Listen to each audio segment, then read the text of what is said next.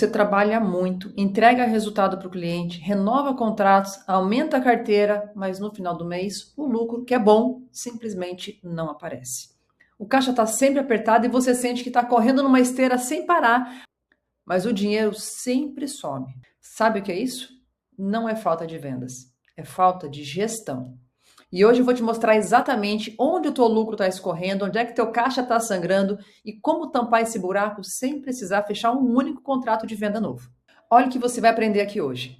Primeiro, por que tua empresa pode estar faturando bem e mesmo assim não ter caixa? E mais, eu vou te explicar qual é o erro que está por trás disso. A maioria dos empresários só descobre esse problema quando já está no limite. E você vai entender por que isso acontece antes que isso aconteça com você. Segundo, o furo do balde que ninguém fala abertamente nas empresas familiares. Tem um comportamento financeiro dentro de casa que literalmente drena o resultado do negócio todos os meses. E você vai reconhecer quando eu descrever esses comportamentos. Terceiro, como a desorganização de despesas e a falsa segurança de ter alguém de confiança no financeiro pode estar custando muito mais do que você imagina. Confiança não é competência. E essa confusão tem destruído muita empresa boa por aí. Quarto ponto, eu vou te trazer alavancas de gestão que aumentam o lucro sem ter que aumentar vendas. É gestão de custos, processos, pessoas e eficiência operacional. Dados recentes mostram que empresas que organizam a casa podem aumentar em até 25% a margem de lucro sem precisar aumentar o faturamento. Quinto, o insight que vai mudar a forma como você olha para o financeiro da tua empresa a partir de hoje. E eu guardei esse para o final porque é o que separa o empresário que vive no ciclo da sobrevivência daquele empresário que vive a real liberdade empresarial. Meu nome é Carolina Santos, eu sou empresária há 30 anos, atuei em indústria, engenharia e serviços atendendo todos os estados brasileiros. Liderei o projeto de internacionalização da minha empresa nos Estados Unidos e chegamos ao número 1 absoluto no nosso segmento em toda a América Latina. Nos últimos 7 anos, eu também me dedico a mentorar, ser conselheira empresarial e fazer treinamento de líderes empresariais. E posso te dizer com toda segurança, os problemas que eu vou abordar aqui hoje, eu vi de perto. E não só na minha empresa, mas também em empresas de diversos outros tamanhos, segmentos e diversos lugares. E eu vejo em vários setores. Não é teoria, é o que acontece na vida real de empresas B2B e B2G que eu atendo.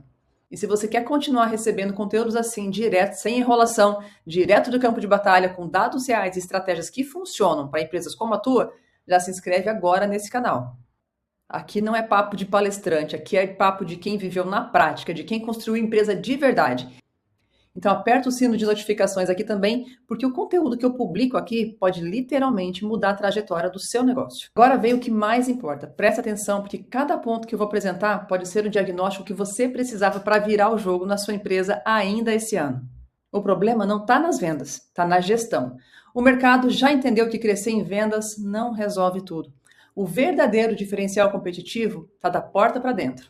E quando eu falo de gestão, eu não estou falando de planilha bonita. Estou falando de decisões conscientes com base em dados. Pensa comigo, se a sua empresa perde parte da receita em desperdício de processo, em retrabalho, em custo mal controlado, você precisaria crescer em medida desproporcional nas vendas só para manter o mesmo resultado.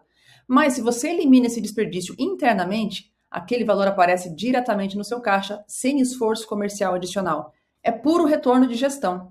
Processos ineficientes, falta de automação e ausência de integração entre sistemas impactam diretamente os custos e a produtividade. E eu poderia listar aqui vários outros fatores.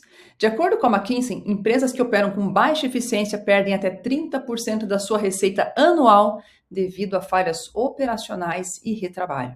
30%. Isso não é detalhe. É o lucro que você está deixando escorrer todos os dias pelos furos do balde. E o furo do balde que muitos rejeitam. Mistura entre pessoa física e jurídica. Esse é o tema mais delicado e mais comum nas empresas familiares, especialmente B2B e B2G que eu acompanho. Um dos maiores problemas é quando os donos usam o dinheiro da empresa como se fosse sua conta bancária pessoal, gastando mais do que pode e comprometendo o caixa do negócio sem perceber.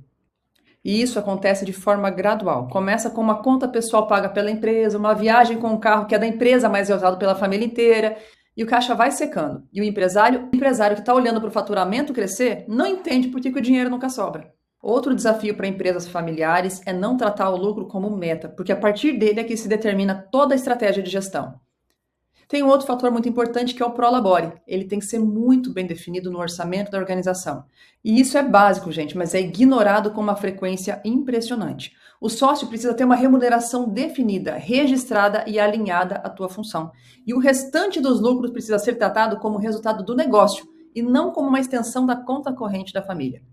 E quando não existe essa separação, você não consegue nem saber se a empresa é lucrativa de verdade.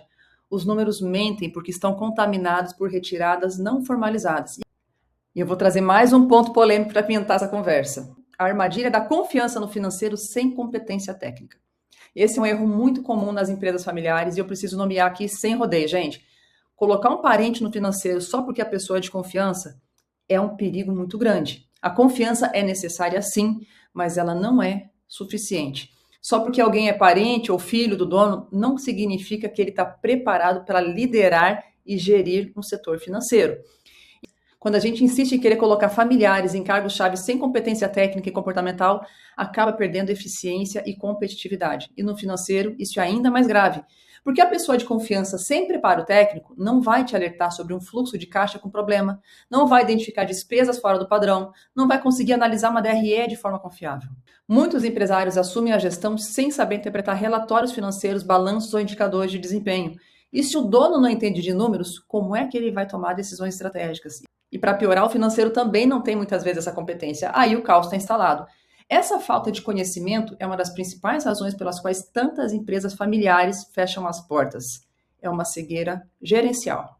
O financeiro da empresa precisa de rotinas técnicas muito bem definidas, conciliação bancária, DRE mensal, fluxo de caixa projetado, controle de inadimplência, gestão de contratos. E quem executa essas rotinas precisa de capacitação. Lealdade não é suficiente. E a solução não é desconfiar da família, mas é profissionalizar ao máximo quem ocupa essa cadeira. Próximo ponto, gestão de custos como alavanca real de lucratividade. Os ganhos de lucratividade vindos da redução de custos operacionais são sustentáveis.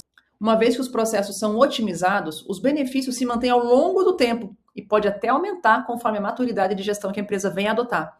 Gestão de custos não é cortar tudo que aparece pela frente, é entender o que gera valor, principalmente na percepção do cliente, e o que é desperdício dentro da empresa. É revisar contrato de fornecedor que nunca sequer foram renegociados. É perceber que você está pagando por serviços, às vezes, duplicado. É olhar para o teu time e avaliar a performance e a produtividade deles. É mapear onde é que está o retrabalho dentro da empresa. E nas empresas que eu acompanho, é muito rápido a gente chegar aqui 15% a 20% de redução de custo, eliminando o desperdício, sem impactar em nada na entrega da operação. Próximo ponto, processos e pessoas. Onde é que está o lucro escondido? Perda de eficiência operacional entre 15% e 30%, custos ocultos elevados em até 25% e retrabalho superior a 20% nas operações diárias são resultado de desalinhamento interno nas empresas brasileiras. E sabe qual é a raiz disso tudo? Processos mal definidos e pessoas sem clareza de papel. Quando cada pessoa do time sabe exatamente o que precisa entregar, com qual prazo, com qual padrão de qualidade, o retrabalho cai, o desperdício some e a margem aparece. Parece simples, né? Mas é simples. Mas exige disciplina de gestão que a maioria das empresas familiares ainda não implementou. Agora dá um like aqui se você já percebeu que o problema da tua empresa não é falta de cliente, é falta de gestão e organização interna. E esse like vai me dizer que eu estou no caminho certo para te ajudar cada vez mais com esse tipo de conteúdo. Gestão de pessoas dentro de empresas familiares tem também um detalhe crítico. No Brasil, 90% das empresas têm perfil familiar. E isso são dados do IBGE. As empresas familiares empregam 75% da mão de obra no país e respondem por mais da metade do nosso PIB. Ou seja, o que acontece dentro dessas empresas afeta o Brasil inteiro. E ainda, segundo estudos do Banco Mundial, apenas 30% das empresas familiares chegam à terceira geração. A gestão precisa evoluir. E se esse conteúdo está abrindo seus olhos para coisas que você já sentia, mas não sabia dar nome, compartilhe esse vídeo com outro empresário que precisa ouvir isso. Pode ser o presente mais valioso que você vai dar para alguém hoje. Tudo que eu trouxe até aqui já é suficiente para você começar uma revolução aí na tua empresa. E o que eu vou te contar agora é o que separa empresários que travam daqueles que crescem de forma sólida e sustentada.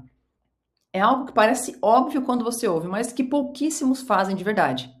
O maior ativo para aumentar o lucro sem aumentar as vendas não é uma ferramenta, não é uma planilha, não é um software. É um diagnóstico financeiro honesto e periódico, feito com método, não com impressões ou deduções. Toda semana você precisa olhar para alguns números na sua empresa. Quanto entrou, quanto saiu, quanto sobrou de verdade e quanto está inadimplente. Tem muita gente que perde dinheiro com inadimplência e não está atento a isso. Esse simples exercício, feito com rigor, com disciplina, revela em poucas semanas onde é que está o vazamento dos furos do seu balde. É como ligar as luzes dentro de um quarto escuro. Você não muda nada ainda, mas você finalmente enxerga o que precisa ser mudado. Outro ponto muito importante, conhecer os custos operacionais. Gente, isso aqui é indispensável para fazer uma gestão financeira eficiente e começar a tomar decisões baseadas em dados e não, mais uma vez, em achismo. E é sempre importante destacar que não tem atalho, não tem fórmula mágica. O lucro está escondido dentro dos seus próprios números. Ele está lá esperando você fazer gestão com coragem e disciplina. Eu preciso reforçar, lucro é bom e eu gosto, mas lucro não é sorte e nem obra do acaso. Lucro é consequência de gestão bem feita. E se você aplicar hoje o que você viu aqui, separar as contas, definir o Prolabore, profissionalizar o financeiro, mapear custos, organizar processo, eu tenho certeza que você vai ver o resultado mudar antes mesmo de você fechar uma nova venda. Agora me conta aqui nos comentários com qual desses pontos você mais se identificou. Eu quero ler cada resposta. E se quiser ir mais a fundo nessa transformação, me chama pra gente conversar. Até o próximo vídeo.